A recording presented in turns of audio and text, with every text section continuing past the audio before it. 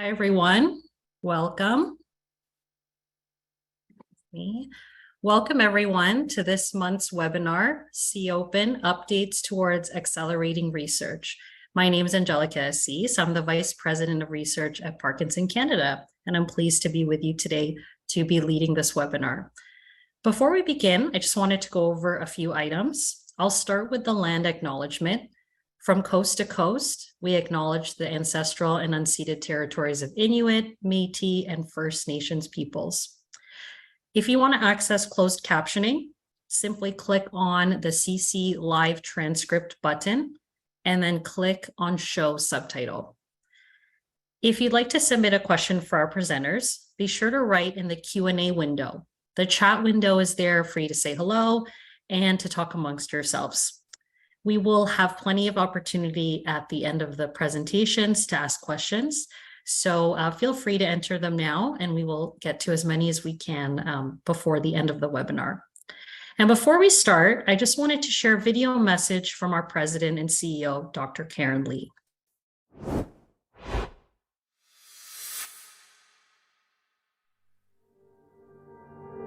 Over 100,000 Canadians live with Parkinson's. We have one of the highest rates in the world. My name is Karen Lee. I'm the CEO of Parkinson Canada. My late grandfather lived with Parkinson's disease, and I know very well the importance of family and how they have to come together to support one another, but most importantly, the person living with Parkinson's. That is why I am dedicated and committed to ensuring Parkinson Canada continues to empower those living with Parkinson's. Each year, our programs and services reach over 10,000 people. We are a community. We are here not only for the person living with Parkinson's, but their family, friends, and their care network to ensure we all continue to thrive. Our advocacy efforts are focused on raising the voices of people affected by Parkinson's. Our Parkinson Advisory Council is made up of people affected by Parkinson's from across the country. They bring a diverse background and experience, but most importantly, they provide me and the organization with advice on topics that are important to them and their community. As a scientist, I know the importance of investing in bold and novel ideas that lead to breakthrough discoveries. At the same time, bringing researchers, clinicians, and people living with Parkinson's to collaborate to push the needle in our understanding of Parkinson's disease. We invest in the next generation of researchers and clinicians to ensure that we continuously understand the Parkinson's disease and also the care management of people affected by Parkinson's. When I'm in the community, I want people to know that Parkinson Canada is with them on every step of their journey with Parkinson's disease. People often ask, when is the right time to connect with Parkinson Canada? Is it when they have their first diagnosis? Is it when their symptoms get worse? Or is it when they need more information and resources? The answer is now. Researchers and clinicians are working tirelessly to find a cure. Meanwhile, every single day, 25 more Canadians are diagnosed with Parkinson's. Our goal is to empower people affected by Parkinson's to live well now.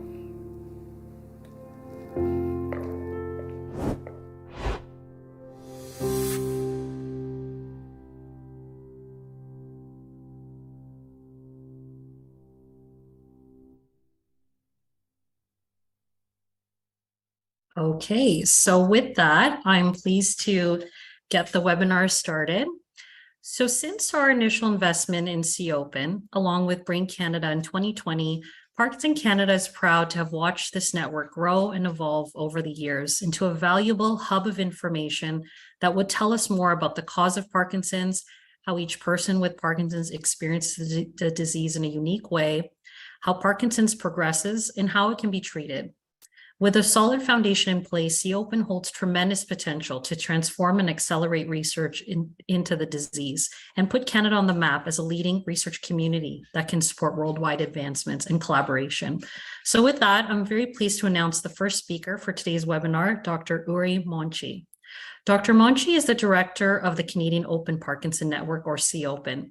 He's also the scientific director of the Centre de Recherche de l'Institut Universitaire de Gériatrie de Montréal and full professor of radiology, radio-oncology, and nuclear medicine at the Université de Montréal. Welcome, Dr. Monchi, and I'll pass the mic over to you. Hello, everyone, and thank you, Angelica, and everyone at Parkinson Canada for giving me the opportunity to speak today. So, what does C-OPN stand for? So what is C-OPN? C-OPN stands for the Canadian Open Parkinson Network. It's a Canada-wide research initiative to collect data and samples from people living from Parkinson's disease across the country. It was created to connect researchers, clinicians, and people living with Parkinson's disease to foster collaborations, to accelerate discoveries, and encourage people to participate in research. Ultimately, the main goal of C-OPN is really to support people living well with Parkinson's disease. More than 10 years ago, I was living and working in Montreal, and together with various colleagues in Quebec, such as Edward Fon and Guy Rouleau, I had the idea to create this type of initiative across the province of Quebec. We wanted to help make research happen faster by encouraging people living with Parkinson's disease to get involved with research and make these data and samples available to researchers like myself. I founded the Quebec Parkinson Network in 2013, and eventually I moved to Calgary and started a similar initiative at the University of Calgary under the same model. This was in 2017. We called it the Calgary Parkinson Research Initiative, or CAPRI. However, these networks were only at the provincial or institutional level. We knew that we wanted to go bigger and have something national. So that's why we had the idea to create a network that was Canada-wide. So then, after various discussions and application, we were able to start the Canadian Open Parkinson Network thanks to the funding of Parkinson Canada and Brain Canada. And it was finally launched in June 2020. So what happened is that movement disorder centers affiliated with some of Canada's top universities, shown here, including the QPN and CAPRI, have joined C-OPN to help recruit people living with Parkinson's disease across the country. And I would say that despite the pandemic, which caused some delays in some of our activities, we have been able to successfully expand the network since its launch. We now have 10 sites located across the country, which includes a site at UBC, a site at the University of Alberta in Edmonton, site at the University of Calgary, a site at the University of Toronto, another one in Ottawa, and 4 sites in Quebec, including 2 in Montreal and 2 in Quebec City. So in the past year, we were also able to launch a new site in London, Ontario at Western University. We were really excited to welcome the London community into C-OPN, and we hope to continue to expand to more areas throughout the country, particularly areas that have been underrepresented in research, including remote, rural, and indigenous communities. We are currently in the process of adding a new site at Sherbrooke University in Quebec. This will be our 5th site in the province of Quebec and our 11th C-OPN site in Canada. We're also looking to establish a site in the Atlantic region soon, and more details will follow in the near future. So what does a C-OPN site look like? So let's take as an example the Calgary site. It is led by the movement disorders team of the Hotchkiss Brain Institute, part of the University of Calgary. The site is led by a clinical investigator, Dr. Davide Martino, who is both a researcher and a neurologist. The site is also managed by a C-OPN coordinator, Zainul Haver, who facilitates all activities involved with participant recruitment. So basically, each C-OPN site at different locations throughout Canada looks essentially like this. So then at each of the sites, we have clinical investigators leading the site, and many other researchers and or neurologists across Canada make up the committees and that comprise the organizational structure as shown on the slide. I don't want to get into the detail of the slide, but I'd just like to say that we have spent the last 3 years developing this organizational structure that allow us to support Canadian research in the field of Parkinson's. I do want to point out here, though, the Province Representatives Committee.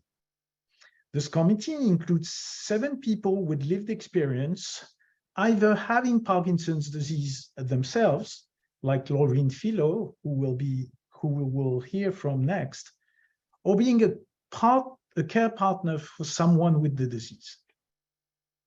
Each of these members sits on various other committees throughout the C-OPN organizational structure, giving them a seat at the table for key decisions made by the network. We established this committee to ensure that the focus of C-OPN aligns with people impacted directly by Parkinson's disease.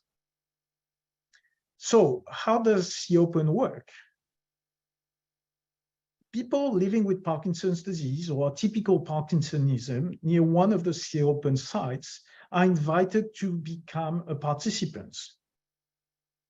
Most of the time, people are recruited directly through their clinic, but we also have people who hear through word of mouth or social media and sign up online through our website. You do not have to be a patient at a particular clinic to join. It is open to anyone.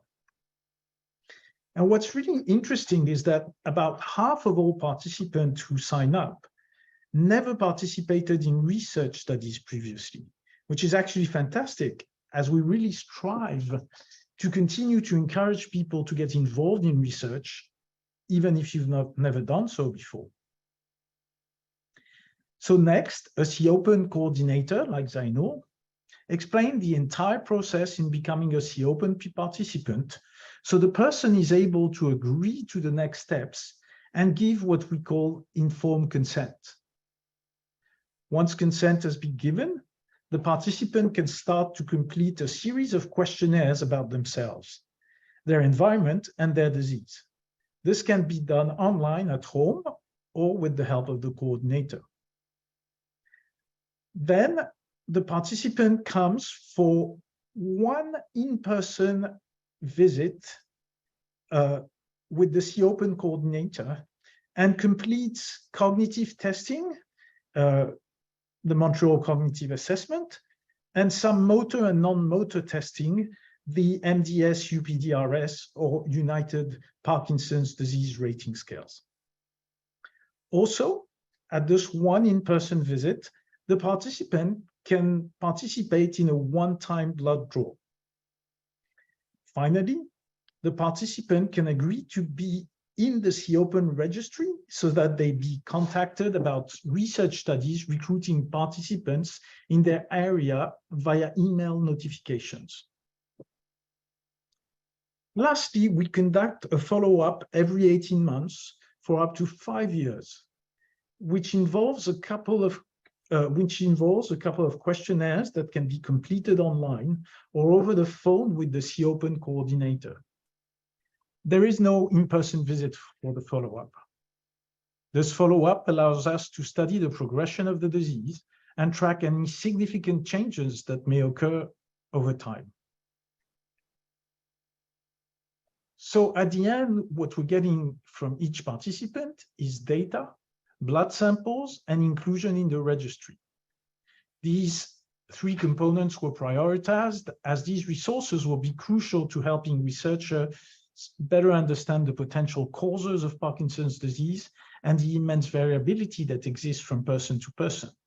It can also help researchers recruit participants for their studies, making research happen faster with the potential of larger and multi-site studies. All of this information goes into our secure C-OPN databases and biobank. And these resources are then made available to researchers, including scientists, clinicians, trainees, and industry partners. It is important to note that all information provided to C-OPN members is de-identified, meaning removal of any personal information. This protects the security of our participants. So now I'm going to give you some examples of some researchers who are using the data and what they're doing with it. So as an example, we have here Dr. Fang Ba, who is an associate professor in medicine in the Division of Neurology at the University of Alberta. She's also a neurologist. Dr. Ba requested to use C-OPN data. And what she's doing is using the C-OPN data to study how gender, ethnicity, and other factors might influence deep brain stimulation, referral, and implementation, basically access to DBS. This type of research is really important as DBS may be underused in certain patient populations, especially in females and racialized groups. Dr. Fa's research aims to better understand these disparities and to develop educational tools and implement strategies to reduce differences in access to necessary care. We have another example, Dr. Silke Appel-Creswell, who's an associate professor at the University of British Columbia and a movement disorders neurologist at the Pacific Parkinson's Research Center in Vancouver. Dr. Appel-Creswell requested to use the participant registry. And she's using C-OPN to recruit participants for a study looking at the role of the gut microbiome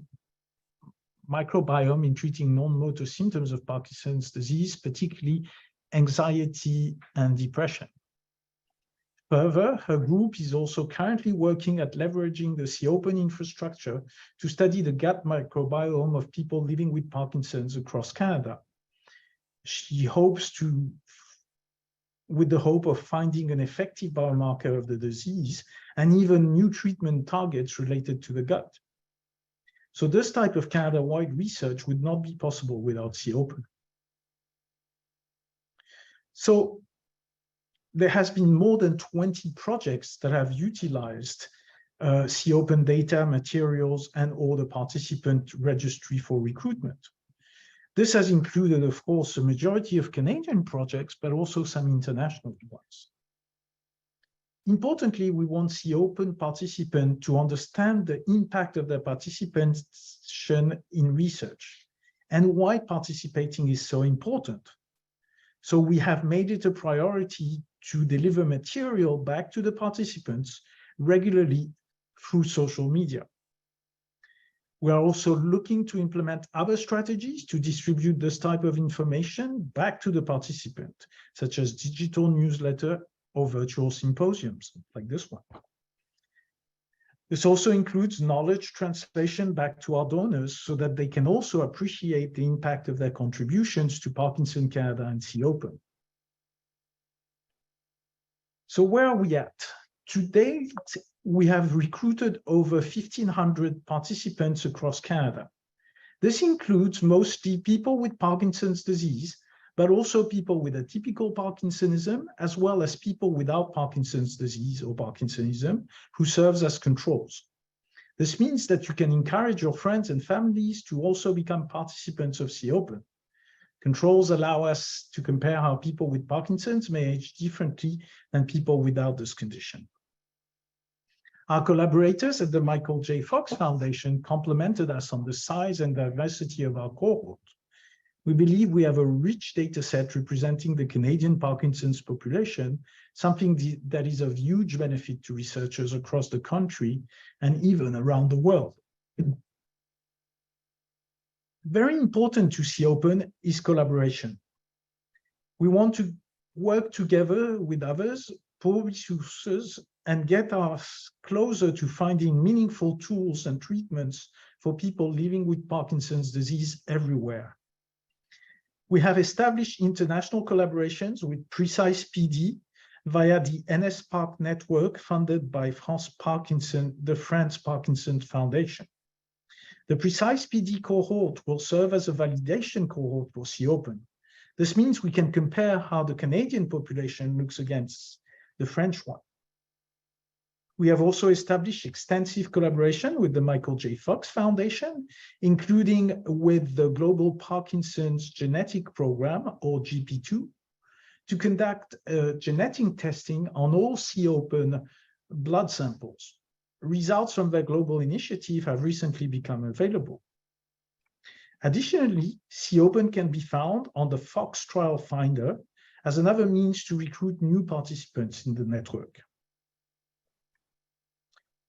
C-OPEN has also partnered with the Michael J. Fox Foundation PPMI initiative, or Parkinson's Progression Markers Initiative, a major partnership with great potential for impact. So C-OPEN and PPMI are distinct, but complement each other nicely. PPMI recruits patients at the very early stages of the disease and follows their evolution by deeply phenotyping them. C-OPEN, on the other hand, is recruiting participants much more broadly with less exclusion criteria and a less involved set of questionnaires and in-person tests. In addition, C-OPEN also aims to connect these recruited participants to researchers across the country and even around the world. We have spent the past 3 years establishing this infrastructure, and we are now ready to take C-OPEN to the next level. We have identified 4 areas of focus for the next 5 years and created 4 task forces to deliver actionables from each. So the first one is the Diversity Task Force, which aims to obtain a more representative group of participants of the diverse Canadian population.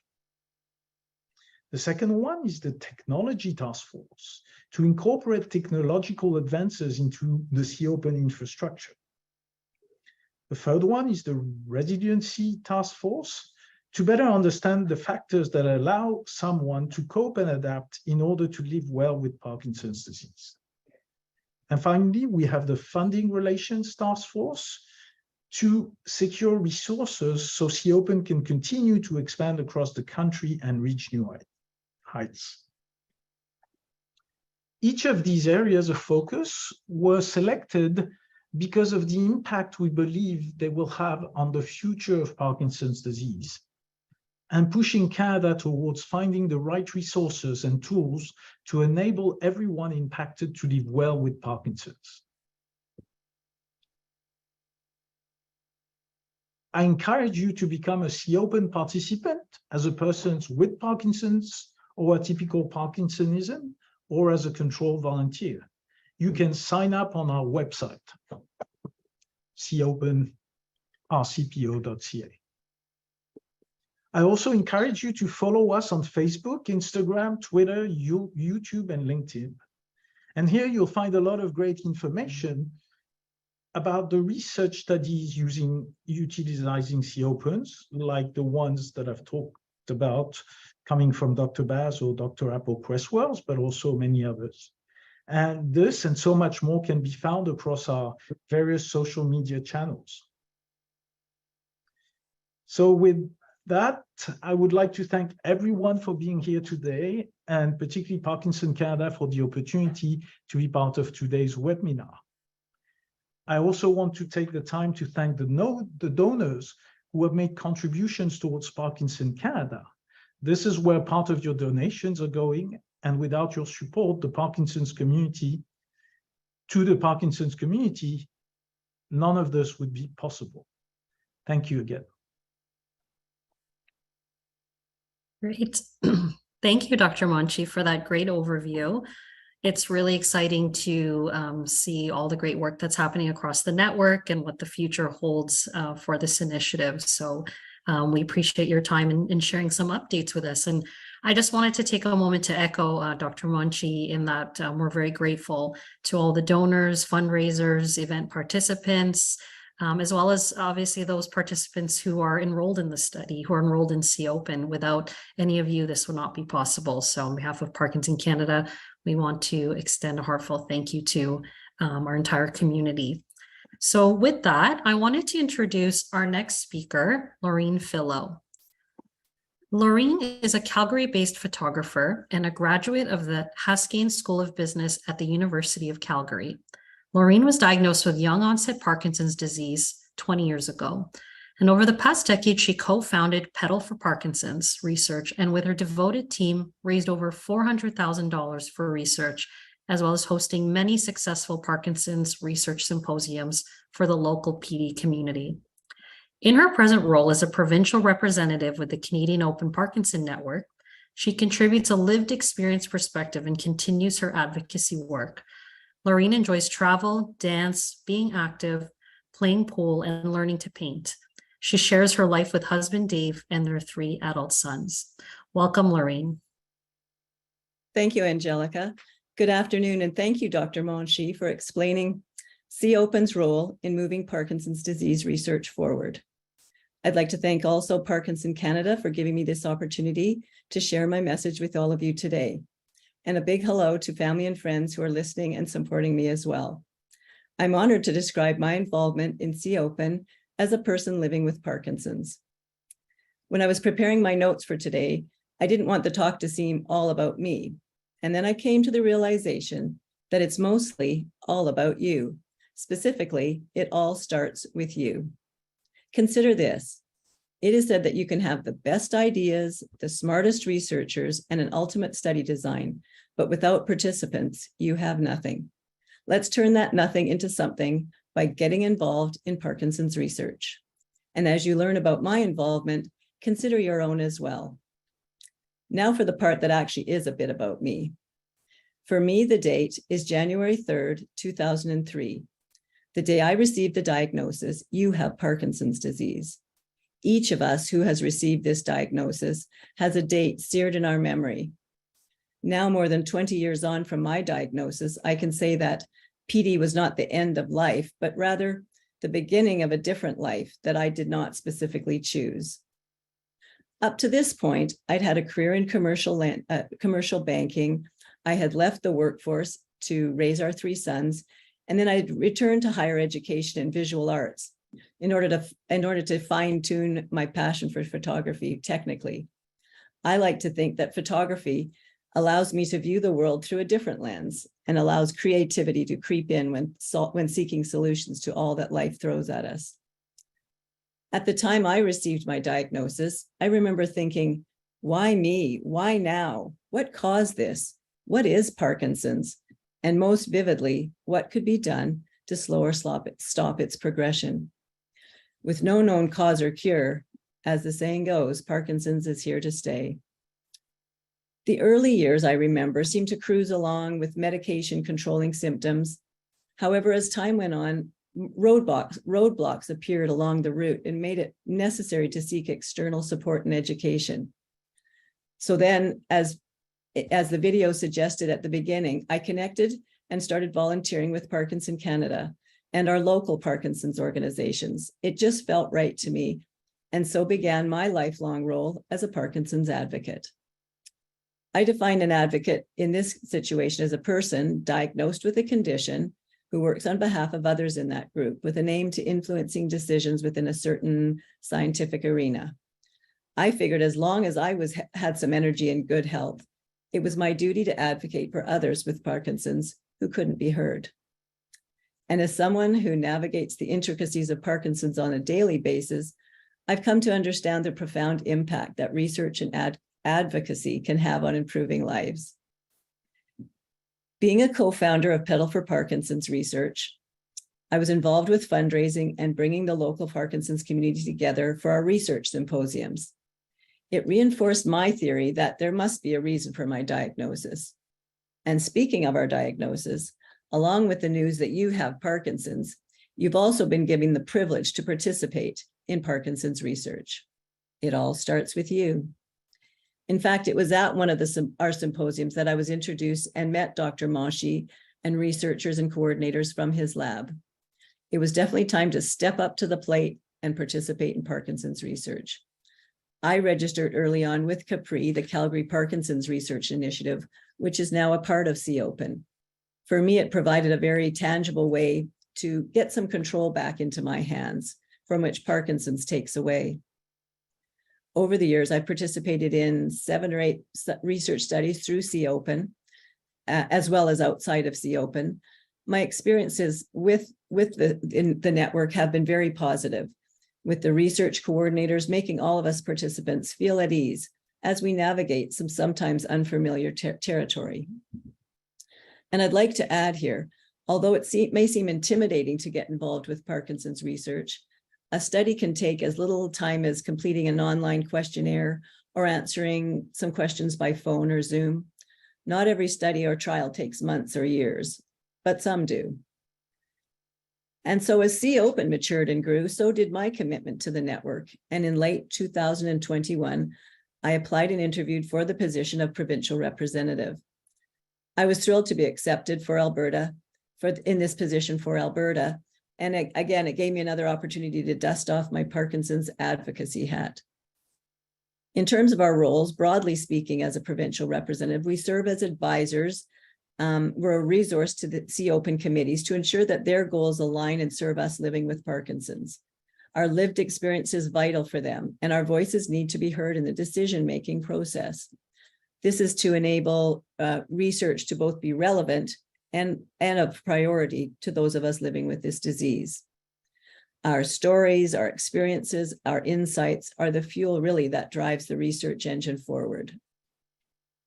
With regard to specific tasks in my role as a provincial rep, I've currently assisted in revamping the C-OPN website, looking at different imagery, etc., sitting on the executive committee. I've assisted in expanding C-OPN's social media presence.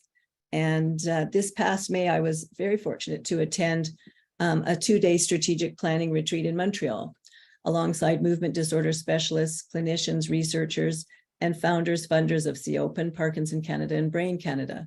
It was great to be included and have a voice at that table. We're all counting on the success of C-OPN, and as stakeholders, the more connected we feel to something, the more we want it to succeed. By establishing itself as a collaborative national network, C-OPN is very well positioned to lead the way towards finding the answers to those tough questions, improving treatments, and possibly finding that elusive final piece of the puzzle. As I think back to the day I received my diagnosis and all those questions that flooded into my mind, I realized that perhaps this diagnosis was bestowed upon me to teach me more about life, resilience, and looking outwards for connections, for opportunities to connect and give back. We can choose not to be defined by our diagnosis and our disease, but rather by our determination to create a world where Parkinson's is better understood, where there are better treatments, and ultimately where a cure can be found. So please take a chance, get involved with C-OPN at whatever level you're able. It all starts with you. Thanks for listening. Thank you so much, Laurine. It really is a pleasure to have you here and to hear how you're involved. And we very much appreciate all the time and your voice that you've committed to this effort. So I very much appreciate hearing your story. And we're actually going to be moving into a Q&A session shortly. And I see there are already some questions being asked in the Q&A. So thank you for those. We also have received a few pre-submitted questions during the registration process. So we'll have plenty of time to cover those as well. And before we jump in, I wanted to invite one more person to share a few words, Dr. Marisa Cressatti. And Dr. Cressatti obtained her PhD in neuroscience from McGill University, where her research focused on Parkinson's disease. She has worked with the Canadian Open Parkinson Network since 2021, currently working as the knowledge translation lead. Dr. Cressatti is also completing her education at the School of Medicine at Queen's University with the goal of becoming a medical doctor. Welcome to our panel, Dr. Cressatti. And maybe to start us off, I'll ask you to describe your journey with Parkinson Canada as well as C-OPN. Yeah, absolutely. Well, firstly, thank you so much for having me here today. So I started being involved with Parkinson Canada back in 2016. At the time, I was completing my PhD studies at McGill University under the supervision of Dr. Hyman Schipper. And together we were studying Parkinson's disease. We were doing so using an animal model, a mouse model of the disease. And so I was spending a lot of time in the lab, a lot of hours with the mice. And so I was sort of craving that human connection to the disease. And that's really what pushed me to start to volunteer with Parkinson Canada. This was a really fantastic opportunity because I got to participate in a lot of events, like information events and also fundraisers, and really get to interact with people who were directly impacted by the disease that I was studying in the lab. A couple years later, I was really fortunate to become funded by Parkinson Canada as well. I earned a graduate student scholarship for the work that we were conducting in the lab, and also our research had sort of evolved from mice to humans. We sort of started studying the same concepts we were looking at in the animals and applying them to humans with Parkinson's disease. And so that research was also funded by Parkinson Canada. And finally, more recently, I've been connected with Parkinson Canada again, but now through my work through C-OPN. So I started working with C-OPN a couple years ago now. Currently, I'm acting as their knowledge translation lead. And so over the years, it's been really neat to sort of stay connected to not only Parkinson Canada, but also to the Parkinson's community. I think this community has such a strong sense of connection and support and strength. And I think it's something that really makes it so unique. And I feel really grateful to be able to be a part of it. As you mentioned, I'm also currently studying in medical school. And so I really hope in my future as a clinician that I can stay connected with the Parkinson's community, but you know, in a different way, perhaps in the future as well. Thank you, Marisa. And I guess I'll jump into the first question, really, because it relates to your role. And just about knowledge translation and you being a knowledge translation lead for C-OPN. How important is knowledge translation for studies like C-OPN that involve participants? And how important is knowledge translation for the public at large to understand what's happening with C-OPN and what the outcomes of this work are going to be down the road? Yeah, absolutely. It's a really good question. And actually, this is sort of a role that we created more recently. And it was after we had received feedback from our province representative committee, comprised of people with lived experience. And they had given us the feedback that they've sort of felt as though, you know, as participants of C-OPN, they were participating in these research studies, but then never really heard any follow-up or what the results were, what the impact was really. And so that is really what pushed us to start to prioritize knowledge translation. And so in this role, it definitely includes you know, giving information to people living with Parkinson's disease across Canada, to our C-OPN participants who are participating in these research studies. But it also includes giving information to their friends and family, to the general public at large, and also to researchers, to scientists, clinicians, and trainees. You know, in terms of the participants, I think it's really important that they understand why participating in research is so important and so impactful. Without them, we wouldn't be able to make any significant advances in research. And that goes for any field, but absolutely for Parkinson's. In terms of the researchers, it's really important too that we are able to communicate with them the research and the findings and the knowledge that's coming out of C-OPN studies, so that we can sort of build upon knowledge and work together. You know, Oury mentioned a lot about collaboration, and that's so integral to the C-OPN model, really working together to pool resources and work towards, you know, that elusive cure for Parkinson's. Wonderful, thank you. All right, so moving along, I want to welcome some of the speakers, or all the speakers, to participate in this Q&A. And Dr. Monchi, we'll start with you. I will ask, why does it have to be Canada-wide? What is the value and benefit of doing this across the country versus individual efforts within the provinces? There's multiple reasons. The first one is that within a single site or even within a single province, we may not get all the representations of the different type of people with Parkinson's disease and the different type of symptoms and phenotypes that we're looking for in a given studies. Some studies ask for specific genotypes or for very specific symptoms, and even definitely not a single site, but even the whole province may not have it. You also have a different representation across provinces of, you may have different manifestations linked to the cultural environment.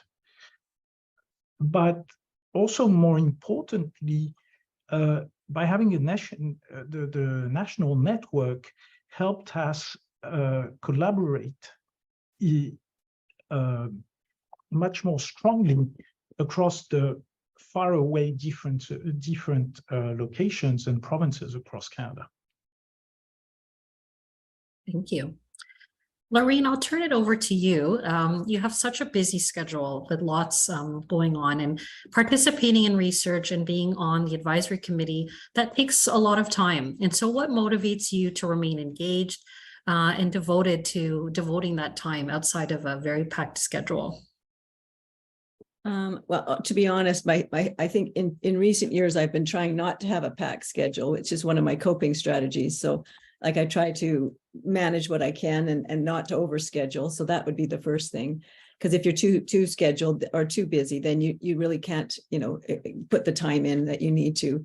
I would say that sort of what motivates me is this fact that I still have Parkinson's and everybody else still does too. So as long as it's around, you know, that certainly is a huge motivator to stay the course and keep participating in research and help our researchers closer to the answers that they're searching for. Yeah, that's what I would say. I think, and just, you know, participate. If you join the network, you'll get offers to participate in research, and so you'll be able to choose what resonates with you and what you can handle. Yeah. Thank you. So I'm going to go on to some of the questions we received in the pre-registration. And I'll turn it, this could be for anyone, but someone asked, there doesn't seem to be any research being done for people like myself, a 66-year-old woman who has been diagnosed since 2017, but may have even had it 5 to 10 years prior. Why is that? And I may be a candidate for DBS, but when? Can C-OPN help in understanding some of these questions further? I'll start giving some of the answers. So, while I'm not a clinician, I'd like to say that there's usually a certain gap between the first symptoms that appear in Parkinson's disease and when they're actually, and the first time you actually go to a clinician and complain about them. So this puts a delay between the start of the disease, or at least the very first time the symptoms may have appeared, and when it's diagnosed.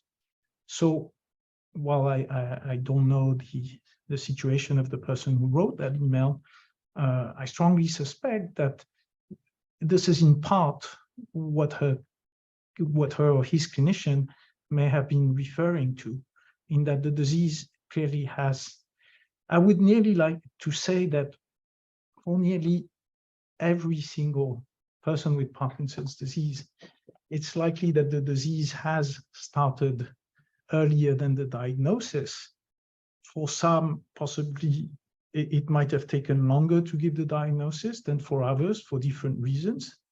But I would say it's often the case. Now, for the second part of the question, the answer is globally no, but not totally. Let me rephrase that. So let me first talk about the second part of it.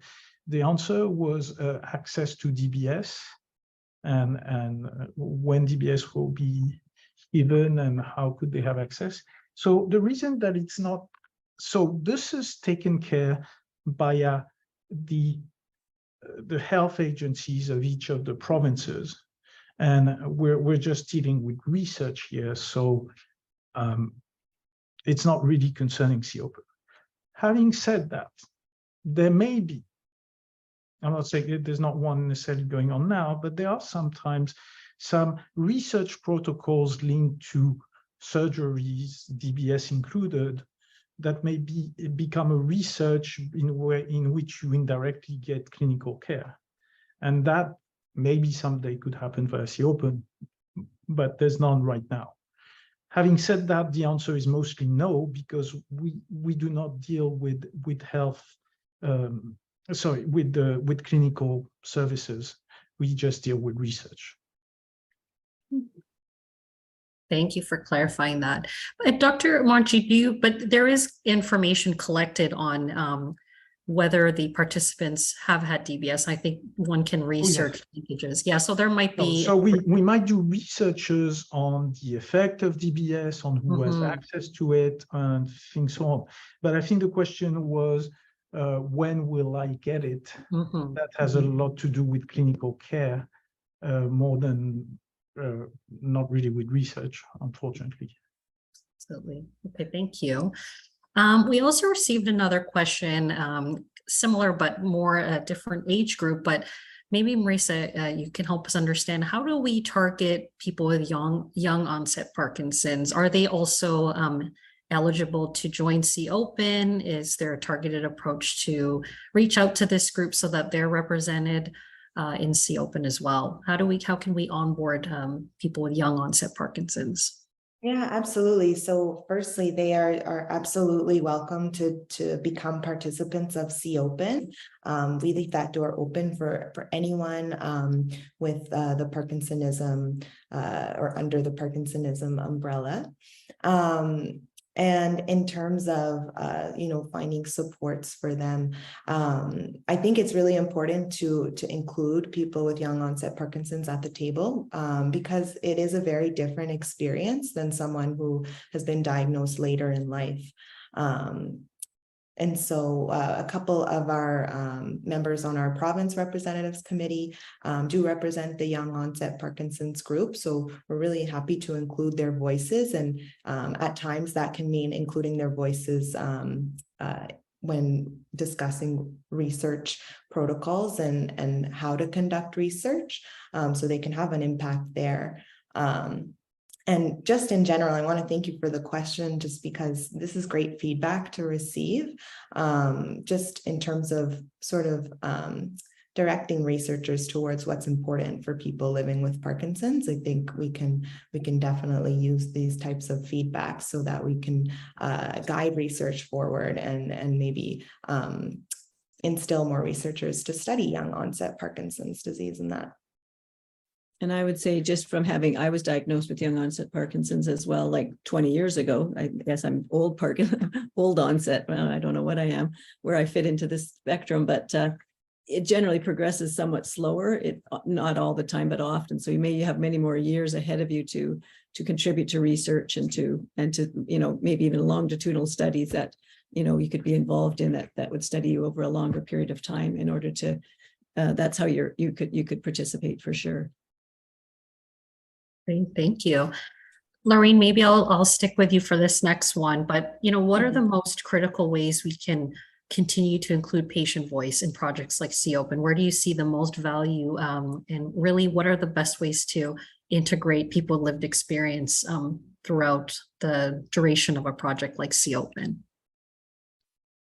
Well, first of all, it's fabulous to be invited to the table and to be part of the party, the research party, in order to, because without that, the provincial representatives, they are missing a piece of the pie, if you will, because I think so much can come. Researchers can learn so much from lived experience. So I think my experience so far is that the sky's the limit in terms of how much you'd like to participate and give of your time to C-OPN. What I found that initially I wasn't sure, because it was a new concept and a new role for not only myself but also a new a venture for the network. I wasn't sure at first what my role was and where I was supposed to fit in, but as time has gone by, as you get to know the organization, you can see where you fit in. And as Oury was talking about the task force that came out of the strategic planning, I'm set to get involved in the technology task force, and I'm not sure what that involves yet. So it's early days, but hopefully I can lend my voice to that. Yeah. Thank you. So just looking at the chat, and we have about 10 minutes here, so we have plenty of time to go through some questions in the chat. And thank you to those who have submitted in the Q&A. So there are two related questions here, and they are, if there is no C-OPN Center in my province, which is Manitoba, how could I become part of the process? So if you're not close to an established site, and is there plans to establish a C-OPN site in Atlantic? So similar in terms of next sites. Yeah, great questions. Absolutely, we want to expand C-OPN as much as possible. We're sort of just expanding as we can. It's all dependent on funding and resources, but as we continue to get more of these resources and continue to grow, ideally, we do hope to be able to access more cities across Canada, and also more rural, remote, Indigenous communities as well. So to answer the first part of the question, if you're currently living in a city where there is no C-OPN site, ideally, we want to be able to include people at that in-person visit. So it's possible that you may be visiting one of the cities that C-OPN is established in already, and you may be able to complete your in-person site or your in-person visit in that way. We've had some people do this. We're also starting to look at new models for C-OPN that would allow us to include participants in areas that don't have a C-OPN site, but they can participate remotely. So we're looking at potentially doing a lot of that recruitment online, filling out those questionnaires online. There's even some research done on doing some of the tests that we do in a more virtual capacity. And in terms of getting that biological samples, so right now we're collecting blood samples, we might be able to do something that is a little bit easier for people to do from their very own home. So they could, for example, take a swab of the inside of their cheek and send that to us, and we could get a DNA sample from that. So we're starting to explore those models because we do want to create a cohort that is as inclusive as possible. And so that's really what we're working towards now. So I hope that we'll be able to share that type of news with everyone in the future as well. Thank you.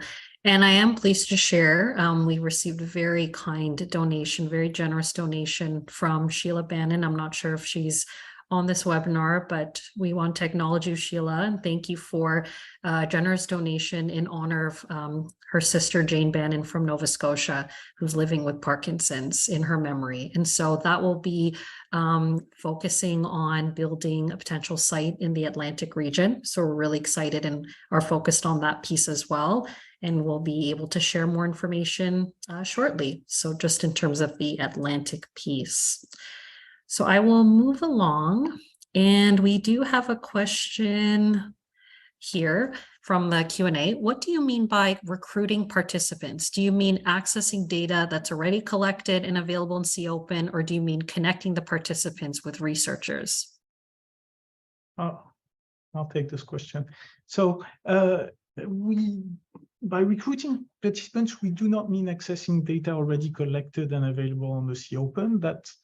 That's one thing we do, but that's not what we mean. I'll go back to how we used to do things. So I'm still a researcher. I have studies that may or may not be interventional or so on. And when I have a study in the old days, I used to go to one or two colleagues, neurologists, and tell them about my studies. And if they were interested, they would collaborate with me and help me recruit via their clinics. However, in Montreal in particular, there were so many people like me doing that the neurologists couldn't take it anymore because there were too many people soliciting them. So now with C-OPN, it's done in a very different way, because if you agree to be part of the registry, the major coordinator is allowed to send you an email telling you about Oury Monchi study, and you can say whether or not you would like to participate. And if you would like to participate, then we can put you in contact with the researcher and directly, without having to go for a neurologist and then a clinic, and you can participate in that study. You will have to go through the consent process that we were talking about earlier today, and we'll see whether you're eligible for the study, and you will decide whether it's something you would like to do or not. That's great. So another amazing benefit of being a participant. There was a question about controls. How many are you aiming to recruit? How important are controls to the network? Do they have to take their blood as well? Do they do the same follow-ups after 18 months? What exactly happens with the control group? So they do pretty much all the same. Some, except maybe some tests that are very specific to the motor symptoms. And as far as I know, we do not do follow-ups with the controls. Marisa, am I correct? I think so.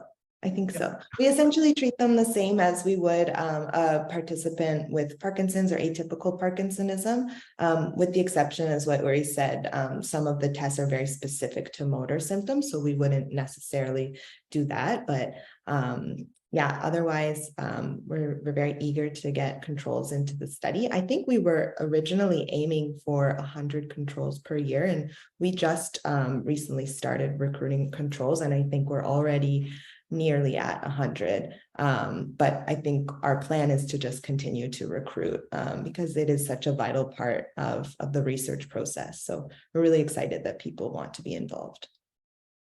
Great. Laurine, question for you in terms of the role of technology, looking at the way life is now and doing these things all virtual meetings and, all of us wearing smartphones and using our smartphones, what is the role do you think technology will play in C-OPN to really help it move along, to expand recruitment, screening? Where do you see technology helping for C-OPN?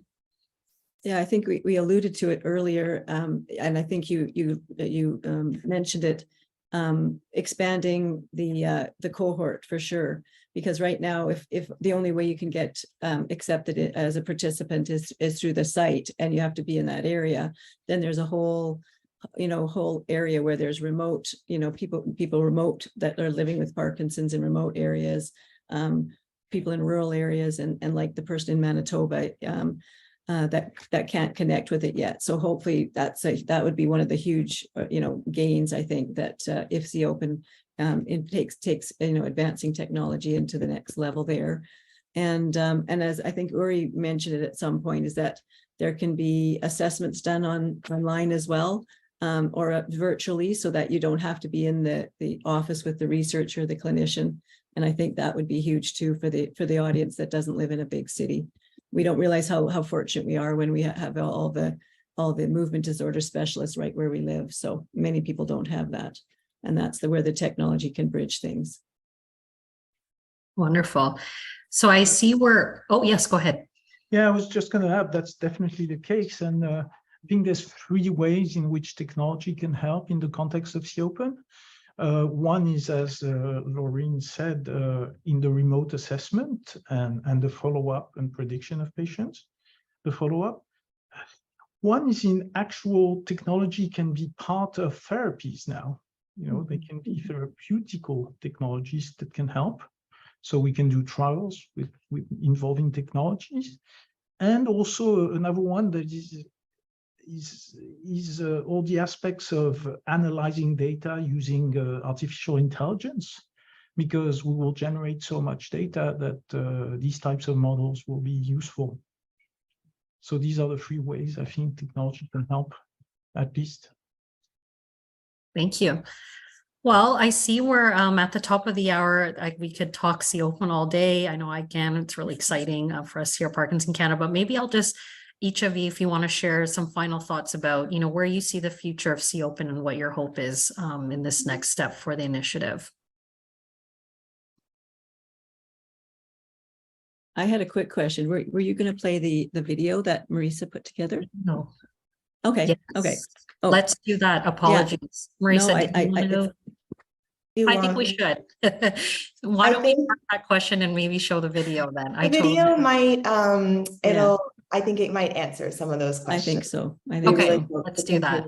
See C-OPN grow. So I will share that, and thank you once again for having us and for everyone for tuning in. Thank you.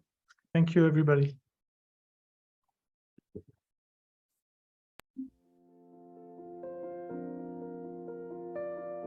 When it comes to finding a cure for Parkinson's disease and Parkinsonism, we as people with lived experience they hold the key. Even with the best research equipment, study design, and analysis, you have nothing if you do not have participants. I knew I had to get involved to make research happen. This is where the Canadian Open Parkinson Network comes in. The Canadian Open Parkinson's Network, or as we call it, C-OPN, is a Canada-wide research network that bridges people, data, and resources to accelerate discoveries in the world of Parkinson's. I became a participant of C-OPN as a way to make meaningful contributions to research and improving quality of life. It is a national network that works as follows. People living with Parkinson's, like you and I, register and provide information about our lifestyle, living and work environments, and family history. Information about our disease duration, symptoms, and other relevant medical history is also recorded. This information is collected online, over the phone, or in person with a research coordinator. In addition, you can complete an in-person visit with the coordinator that will include cognitive testing, an analysis of motor and non-motor symptoms, as well as an optional blood draw. By participating, you can also choose to sign up to receive email communications from C-OPN to learn about future research studies recruiting people with Parkinson's in your area. C-OPN also shares our information and blood samples that have been de-identified, meaning removing all personal information, with scientists and clinicians across Canada and around the world. Ultimately, the goal is to make Parkinson's research happen faster to improve the lives of those living with it. Over 1,000 people living with Parkinson's across the country have already signed up. Cutting-edge research is now underway. From recruiting participants for clinical trials to participating in an online study from across the globe, together with C-OPN, we can make a difference in the world of Parkinson's disease. C-OPN is currently recruiting participants from 8 cities across Canada, including Vancouver, Calgary, Edmonton, Toronto, London, Ottawa, Montreal, and Quebec City. Please join me. Please join me.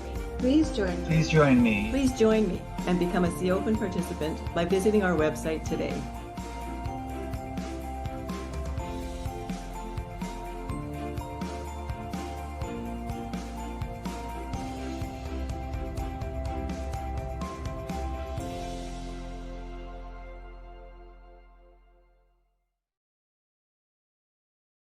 Okay, so with that, I just want to thank all of you for joining us this afternoon or this morning, depending where you're tuning in from, to participate in the webinar, for submitting your questions, and a very special thank you to Dr. Monchi, Dr. Cressatti, and Laurine Fillo.